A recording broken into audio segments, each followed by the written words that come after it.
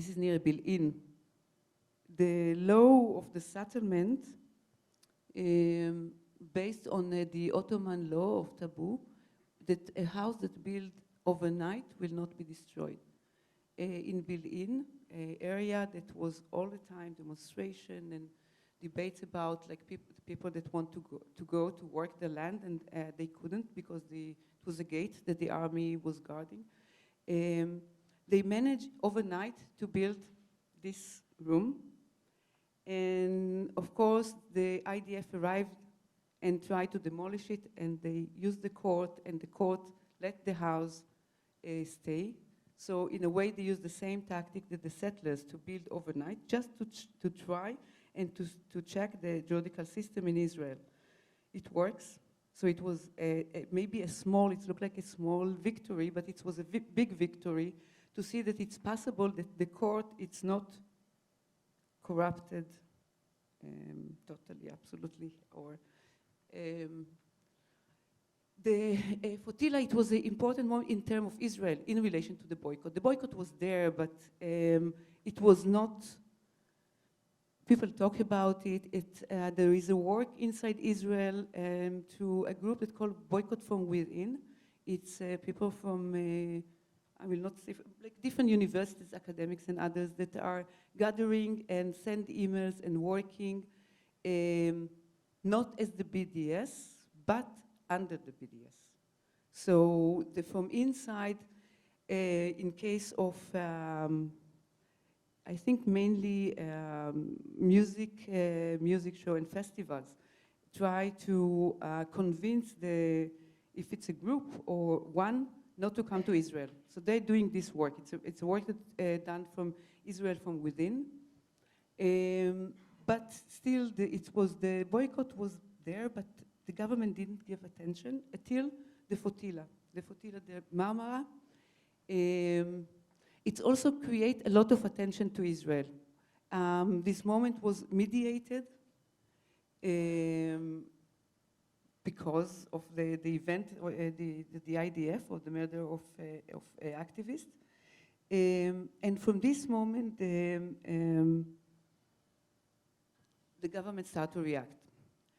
So in 2011, there is a bill to people that are supporting the boycott. Chomsky, for example, even he's not supporting the boycott. He's persona non grata. Activists that are arriving to Israel sent back home. They're not entering to Israel. They can't go to Ramallah. This is a moment of, it seems to be, okay, it's only a bill on the boycott, the one that are, I don't think there is even percentage to talk about in Israel, or Israeli living outside. But it's a crucial moment. Before 2011, Israeli that were entering, for example, to the territories was under a military law. So it was a fine, maximum it was a fine. Today, it's this action criminalized and one can sit in jail. The situation today between,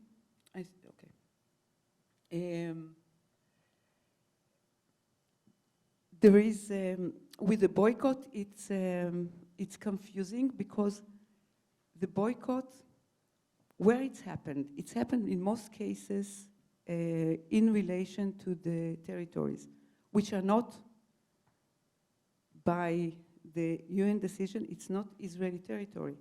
It's a Palestinian territory and the Israeli authority. So the law against the boycott, for example, the one that boycott products that's coming from the territories, it's not a product that's coming from Israel. It's a product that's coming from the territories. It's coming from a Palestinian territories under Israeli authority. So how you apply a law that is a law of Israeli state, you apply an area that people boycott, not at your territory. This is one of the strange situations that this law find the reality that it's not boycotting Israel.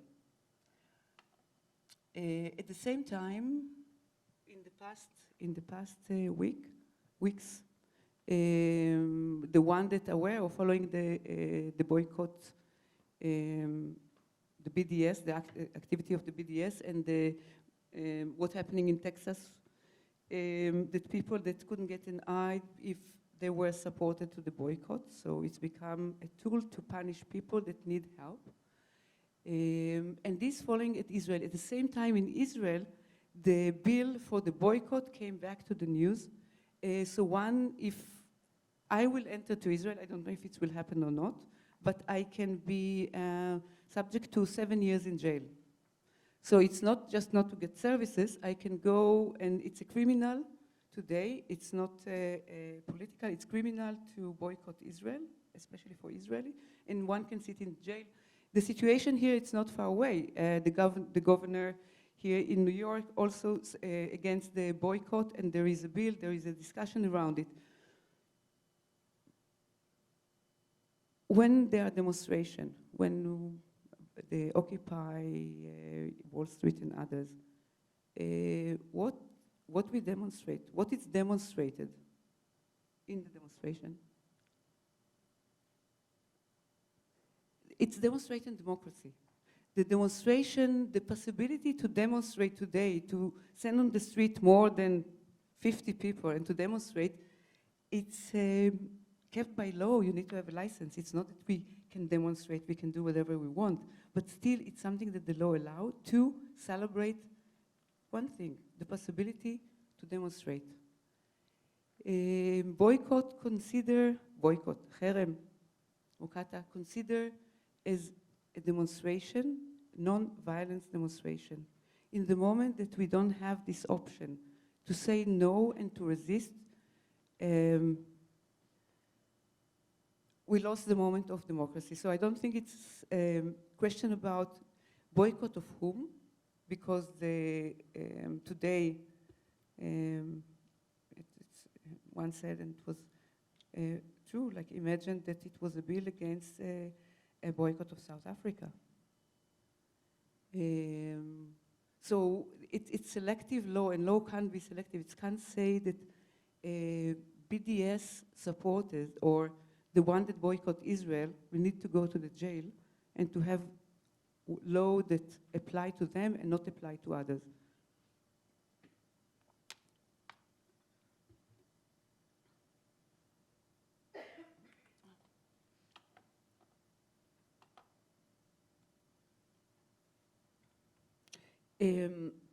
Few things that happen in the art world. In the beginning, when in my experience, it was few boycotts, even though I was an Israeli one in Belgrade, in October Salon. It was 52 October Salon, so it's an exhibition that's running every year from Tito times up to date. Israeli and Palestinian invited, like with international artists, and the organizers send a request for support from the Israeli consulate in Belgrade, and no one of the consulate gave money. This one gave quite a lot of money. And I learned about it when the money was there already. It's not huge amount, but still it was important to the organizers. I asked the artists, Lebanese and Palestinian, if they have any problem with it. Yes, there is a problem. We will not participate if Israeli money is involved. The organizer understood and returned the money back to the consul. And no boycott happened. They were sensitive enough and understood that they made a mistake not to communicate it before. It was stupid, and they decided to return the money. It means that this organization will never get money anymore from any concert, whatever exhibition they will do. On another case that was, this is the article we'll talk about later. It was in São Paulo, 2014, to the end of the process of production. It was a few days, a week before the opening, logos start to appear. And we knew the curator, we knew that there is, that will be support from Israel. But usually in those cases, when it's a very big exhibition, international exhibition, the support allocated to production. Usually it's allocated to the artist or a venue.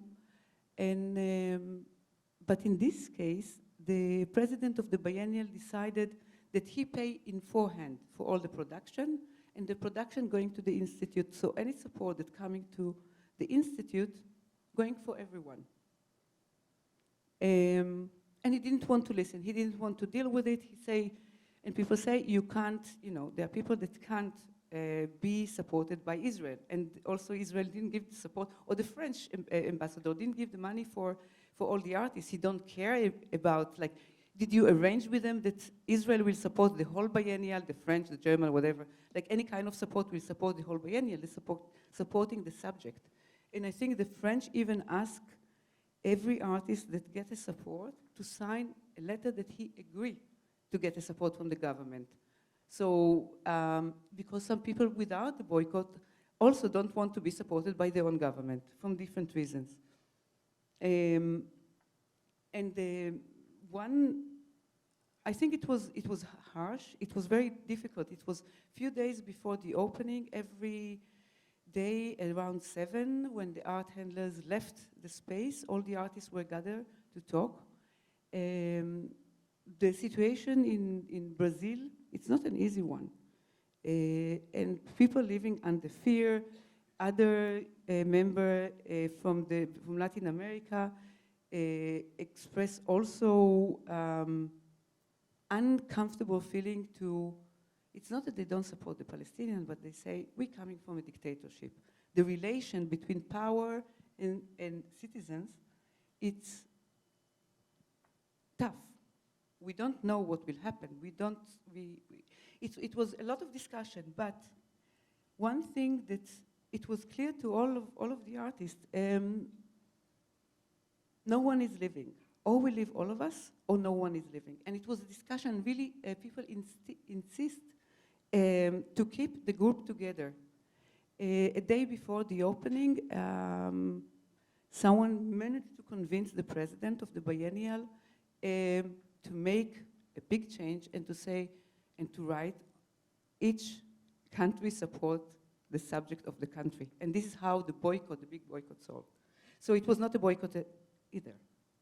In many cases, it's not happening. So what kind of boycott it is if it's not really active, if nobody boycotting everyone? The logo was there, and the artist was there. But what was also there is the campaign. If we look how the BDS are working, I would say it's super smart. You can't not participate in the campaign. So if you are against it or for it, in the moment that there is a call or the boycott or the discussion started, the media, if it's Israeli media or any other media, immediately jumping on board. And the message, which is, I think, the most important, is the boycott important? I'm not sure. But every time that the boycott is mentioned, also Palestine is mentioned. And it's important to mention and to use this opportunity to tell what is the situation. We could see that in 2014, when Gaza was attacked by the IDF, so I think it was the first time that people were aware to everything that happened. It's through social media, through cellular phone, but it will also through the campaign that the BDS created. If it's true that there is no boycott of Israel, there is no boycott. And I'm not sure that anyone really directing to or asking if you buy your avocado from Spain or you buy it from Palestine. It's anyone for he or she self to decide what makes you to feel good, from where you buy your avocado. the main thing, it's the information and changing of public opinion. And this is what the BDS managed to do. They managed to do they turn the discussion from one side to the other. If before, if I think about 10 years ago, being an Israeli and talking about Palestine, or talking about me being an Israeli, different questions, different awareness, and also positions. So I think it's very much related to, it's true that there are other mediums, but this is one of the things, BDS, it's a campaign, first of all. And as a campaign, the message needs to be delivered. And what's interesting, that in the art world, we are all working for the BDS. The amount of books that published in the past 2 years, I just collect 4, but there are much more. This is Berrada, the new school. This is from Europe. It's a curatorial course that deal with all events of BDS, not just BDS boycott in general is a phenomenon. This one, and there is another one. There are many. There are many publications dealing with the boycott. Why? I will try to answer. I'm not sure that I know the answer, but what it does, that every one of the books, any one of the speakers, and every symposium, the question of Palestine coming and again discussing. So it's the BDS. We can see also other campaigns that working the same way, working a bit like Parasite. BDS is a small organization, not with a lot of money, and we are working for them. I'm working for them now. Every time that I write or anybody else write about Palestine, write about the BDS, basically carry the message of the BDS. But I will say something else. I was quite disturbed when a lot of texts start to be written or symposia and books published about the boycott. Boycott, it's an action. It's a campaign. What it does in the university, how theory start to be built about the BDS, what kind of theory on sovereignty. I was a bit cynical, but if I try to think what is more important for me, that the message will be delivered, and the question if the message is working, and probably yes. What is more important? It's become like discussion and not an action, so it's become a place that intellectual dealing with the boycott, to boycott or not, or what it does to people, what it does to art, like this article. I think it's good in the end, but there is something else.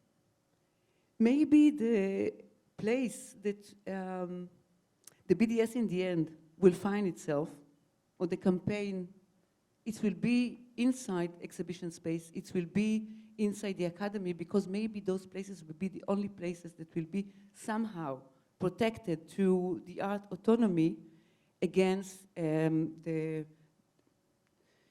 reduce or disappearing of democracy, if there is democracy, if there is something like this. So this something like this is disappearing.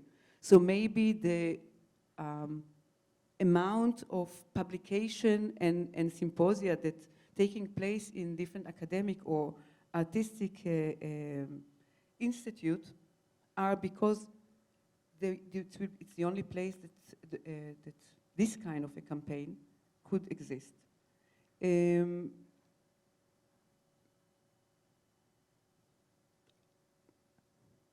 not sure, but my feeling that this is the direction that we are heading. So it's not very positive, but at least something done in the past 13 years in terms of awareness. Thank you very much.